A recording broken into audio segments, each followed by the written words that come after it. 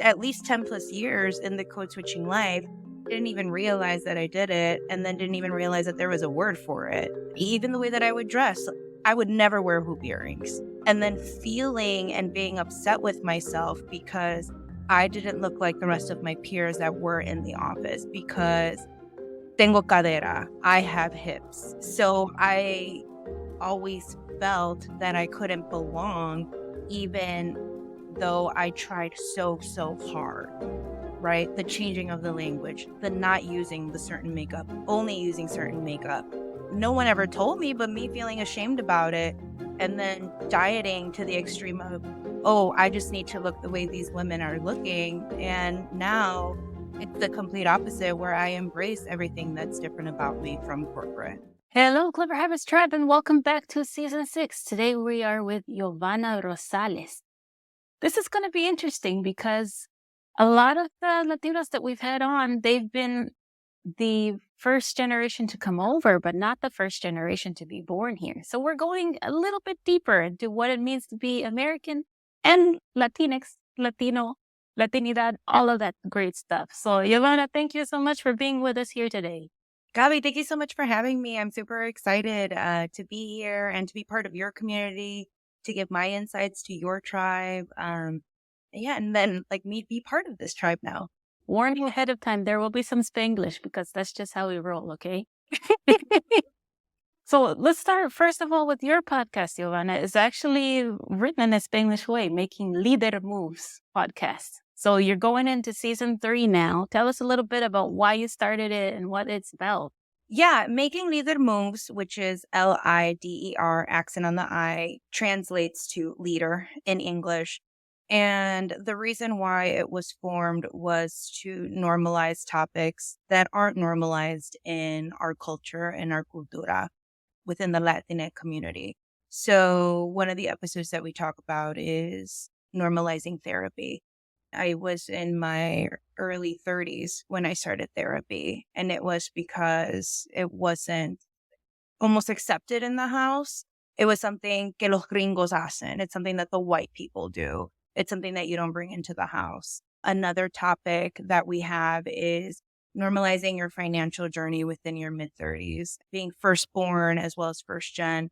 Whether your parents ask you or not, your first job, you're just giving back to the house because that's just innately what you do. So that's how we started off. However, season 3 is going to be very, very personal. It is where we are focusing on women of color, their disabilities, disorders, or chronic health conditions that they have. And the reason why this is very personal to me is because I was diagnosed with a disorder in March, but I knew that I had something wrong with me 20 years ago. So I think a lot of the women that I've spoken to for season 3, which kicks off during Hispanic Heritage Month of this year, weren't diagnosed until later on in their life, whether that's late 20s, late 30s, mid 30s. And so I just want to shed some light and shed some education onto that because, one, it's not talked about enough. And two, if you don't know what you might be suffering through, you might be suffering in silence for a very, very long time. Unfortunately, that is the norm. And a lot of that has to do with the stigma of either language barrier or do they really even know what they're doing? All this trauma doesn't come out of nowhere. Really looking forward to hearing it and also being part of it. It's something that people of color have to deal with in general, but women of color have to deal with even more, which kind of brings us to our next point of how discrimination or even what we call code switching affects us in the workplace. So first of all, could you explain what code switching is? Depending on the environment that you're in, trying to fit within that environment. And if that means changing your lingo, changing your style, changing your appearance. At least 10 plus years in the code switching life, didn't even realize that I did it, and then didn't even realize that there was a word for it. Even the way that I would dress, I would never wear hoop earrings. And then feeling and being upset with myself because I didn't look like the rest of my peers that were in the office because tengo cadera, I have hips. So I always felt that I couldn't belong, even though I tried so, so hard, right? The changing of the language, the not using the certain makeup, only using certain makeup. No one ever told me, but me feeling ashamed about it.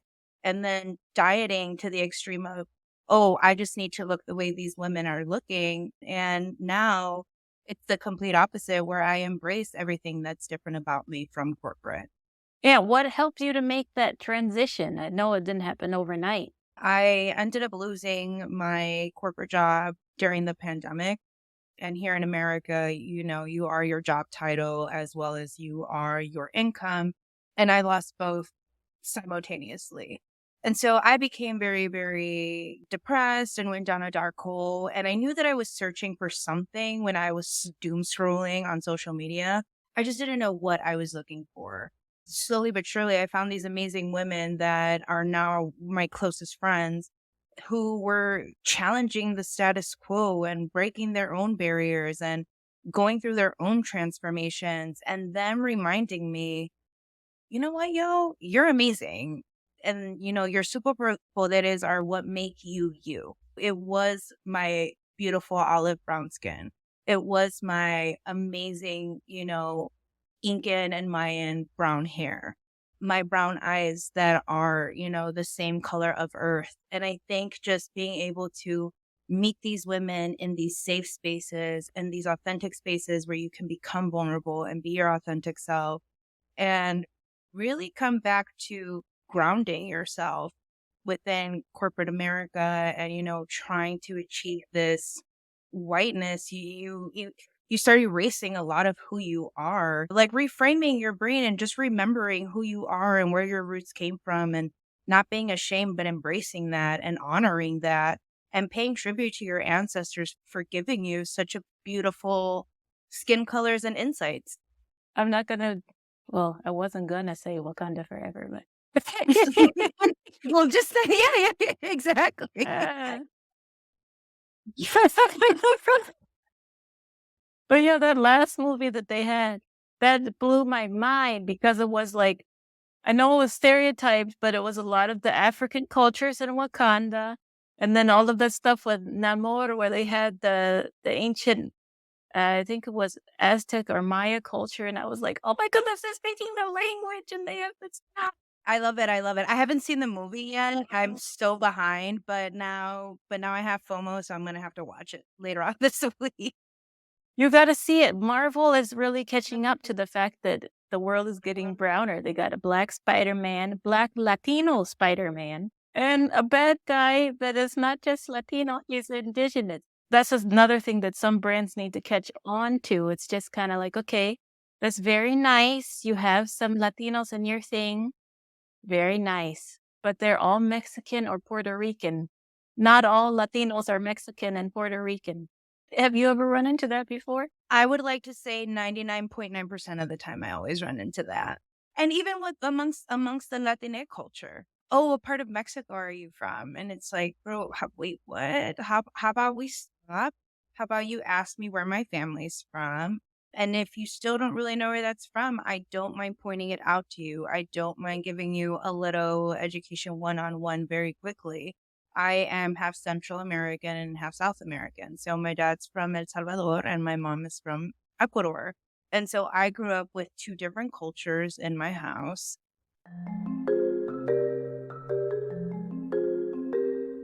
Usually, again, we mostly focus on the Latinos from Mexico or the Caribbean, and then we also focus on the Latino experience in California, Texas, and New York.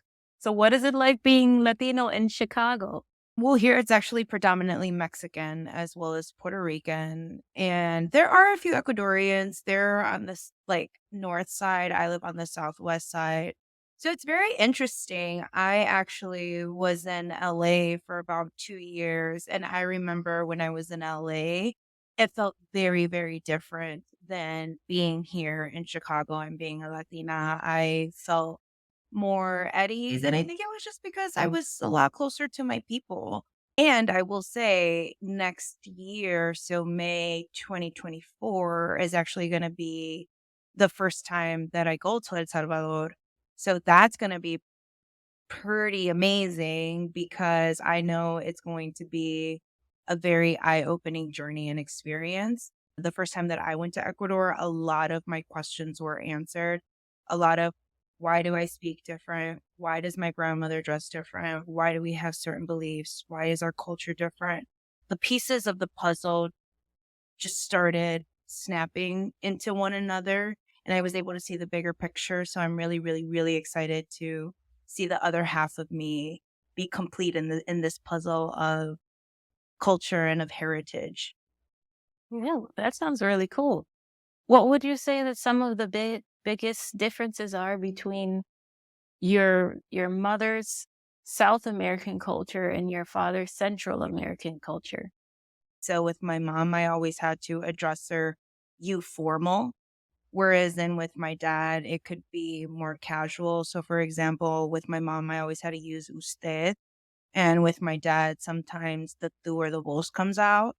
With my father's side, that's what I'm really, really excited to go and discover because all of my father's side either lives in Canada or lives in El Salvador. So that's why I also think when I was in LA, the connection was very strong for me because I haven't been part of that. Whereas in turn, I grew up with my grandmother on my mother's side. So, hearing the lingo, seeing the customs, even the food within itself was very different. So I wish I could have more of a comparison of how they're different. The only thing that I really have is just the way that I would address my parents and then the different lingo.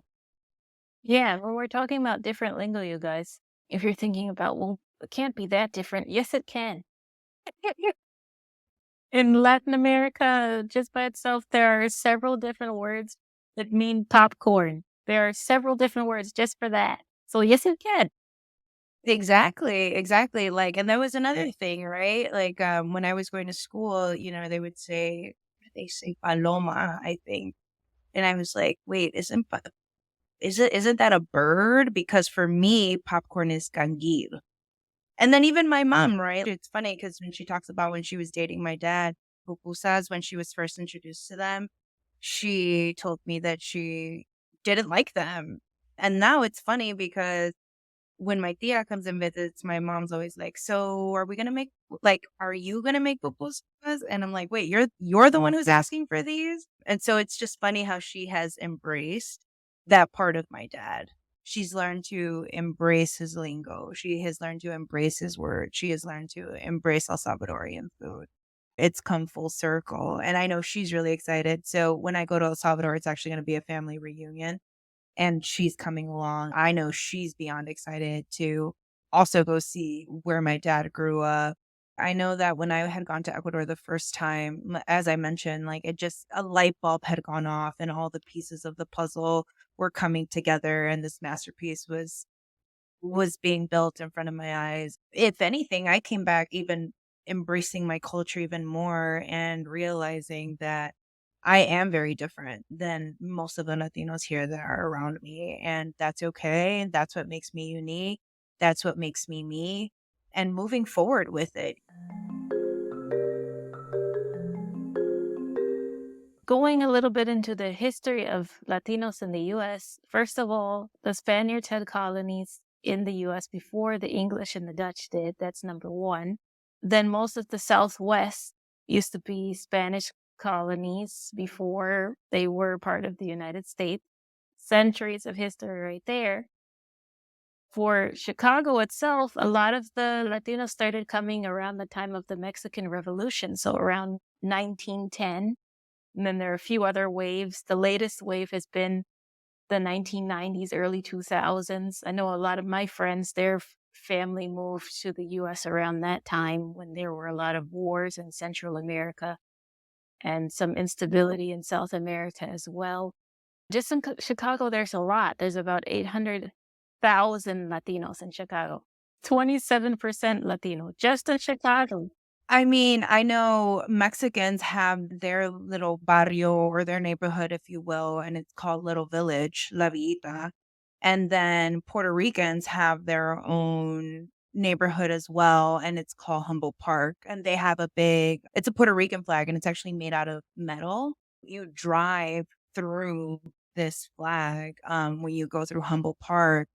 And then for Little Village, La Villita, they have a sign in Spanish that says "Welcome to La Villita," and same thing, you drive through there. This is a bit of a loaded question, but is there any discrimination in between the different nationalities? I haven't seen it personally, but I'm pretty sure that there is. Yeah, and unfortunately, that's the case. That's something that if you're listening to this, most of our listeners are from South America, especially in Colombia and some in Mexico as well. That's one thing that I wish we could get over as people of color. I call it crab syndrome. There's a few different cultures and different languages that they have this story of a fisherman who caught all these crabs, and someone said, "Shouldn't you put a top on that bucket?" It's like, "Nah, they'll just pull each other down." People of color, we are doing that to each other. We need to make a bridge to help each other get out of the bucket, not pulling everyone back in. And I totally agree with you because if we're too busy pulling each other down, then the wrong groups are in charge of our destinies, right? And you have a lot of people that are still worried about, Mexicans versus Puerto Ricans versus Salvadoreños versus Colombianos versus Ecuatorianos, like, and the list can go on and on and on. And because we're so busy comparing or we're so busy trying to tear each other down, there's policies that are being put in place against all of us. There are laws that are being placed against all of us. We need to start banding together and realize like this isn't a comparison game. Like we are here to win, like we belong here and we all belong to the same community.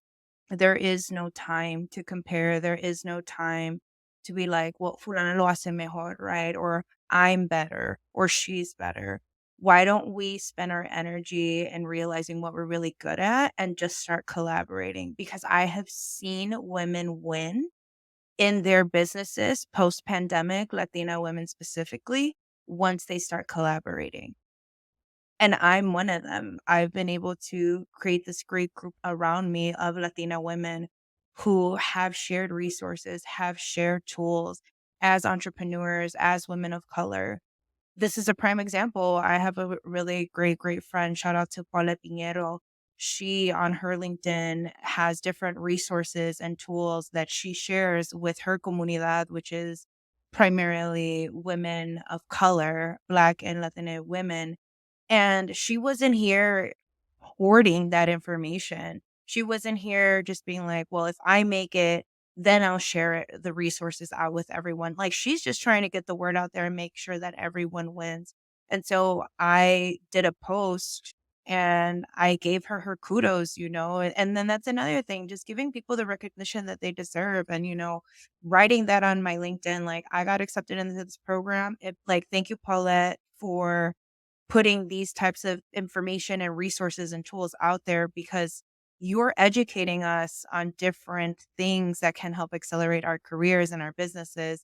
And she's literally doing the work of making sure that we all win. The power of that right now, you have 4 different Latina women that are going to be part of this program that are going to be able to, in the future, create other business opportunities for other women. Because if we scale our businesses, what does that mean? We're going to have to hire other women, right? I'm either going to have to hire a graphic designer, a social media manager, a virtual assistant, but this is creating jobs. This is creating jobs for our community. And you keep the money within your community because you need to see your community grow and do better for itself. This is why there is no time for comparison. This is no time for I do this better or it's me or no one. This is where you take your strengths, hone in on those strengths, and let other people know this is the value I can bring. What can you bring? And let's make these moves happen. Yes, excellent point. And I also want to mention, even not just amongst the Latino community or the Black community, we also don't want to forget our brothers and sisters who are Asian or direct from Africa or even from Europe. I just had a discussion with an Iranian American entrepreneur a few months ago, and he said the problem with a lot of minorities is they work in their own little silos. They just want to work with their people. At the beginning, that's nice because everybody feels comfortable, is what he said, but it's not a recipe for long-term success. It's hard to continue innovating if there's no real diversity there. So you have to just make sure that you're taking into account all of the different diverse opinions and taking that extra step to include them. That was a great educational moment because that is true. You do try to do for your people, and that is great. But at the same time, how much growth does that bring? That's a gem that has been dropped that I'm going to take with me and keep that very present and now be even more intentional with things that I do moving forward within my business. So I appreciate it and thank you.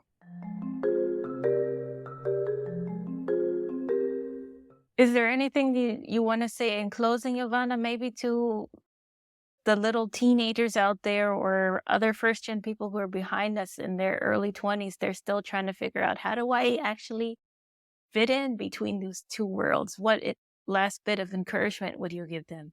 20s are like one of the rockiest roads of all time. You and I were talking prior to being on air, and there's a lot of things that are going great for me professionally, but personally, there's a lot of things that I'm carrying as well. And so trying to find that balance and just accepting that I'm human, that there's going to be really great days for me. And then there's going to be other days that are pretty yucky feeling. And that's okay. I think we get very, maybe not confused, but we get disillusioned with scrolling on all these social medias and seeing your friends, seeing your peers, seeing your colleagues make all of these quote unquote big moves, and you feel that you are left behind. You're going to get to where you want to get to eventually. I didn't start making the real moves that I wanted to start making until about a year ago. And that's okay. And I also had to learn to not be on social media as much because I started comparing myself to a lot of women entrepreneurs that are there. And that wasn't serving me nor them. You only have one life. And sometimes I feel that we're too programmed to say it's either this or nothing. You deserve to rest. You deserve to enjoy the little things in life. And it doesn't always have to be this big, glamorous thing. But once I decided to open up my own business, it was really scary because I was pivoting into something completely that I had never done before. My parents don't really maybe understand it, but thank God my parents are supportive. I was blessed to have really amazing parents, but they're like, we don't necessarily understand what's happening, but go do you. I help build online communities. I thrive in it. But right now, I'm actually taking a course for AI, again, having to do with the success talk. It's you can only do this, you can only focus on this, but we're human beings and we're multidimensional. So I'm going to go ahead and do these courses on AI while I'm still community building. Please make sure to find your own support group. And I was able to find mine through various social media channels, through Instagram as well as LinkedIn. Times get tough, times are hard, and you need to be able to rely on others to help you get through those hard times and those rough times. Yeah, that's very important. Well, Yovana, thank you so much for taking the time to educate us. Can you tell us where we can find you online? Yes. Thank you so much for having me. I was super excited to be here. I'm still excited. Like, I'm like, oh my goodness, I can't believe we're ending already. So you can find me at Yovana Rosales.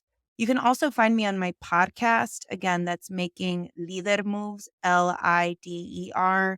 We're found on Spotify as well as Apple Podcasts, Google Podcasts, Amazon Podcasts, all the podcasts. And if you want to see the facial expressions that I make along with my fellow guests, you can always find us on YouTube. Okay, cool. So I'll be adding links to all of those in the show notes so you guys can access those. By 2050, about 19% of the US as a whole will be immigrants. That's even more than the waves from the 1890s and the 1910s. That is just one thing that I would ask of you all as we're going into this next phase. Get to know your neighbors, learn about their different cultures, ask them about their background, and get to know them as an individual, because we're going to need a lot more patience moving forward. But as always, thank you so much for your time, everybody, and for staying with us all the way till the end. This is GabyV for Clever Hybrids, and we'll see you in the next one.